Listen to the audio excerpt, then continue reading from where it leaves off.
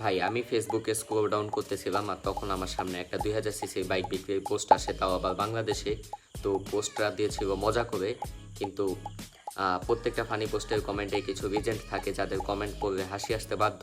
তো আজকে আমরা এমন কয়েকটা কমেন্ট যাচাই বাছাই করে পড়বো এবং আপনাদের শোনাবো। যদি হাসি না আসে তাহলে বিফেরত। তো ভাই প্রথম কমেন্টটাই অনেক অস্থির। তো গাড়িটা কি নরমালি চালানো যায় নাকি গাঞ্জা খেয়ে চালাতে হয়? রেজিস্ট্রেশন নাম্বার কত এবং বৈধ মালিকানা করা যাবে? भाई साहब कुछ ज्यादा नहीं हो गया ये?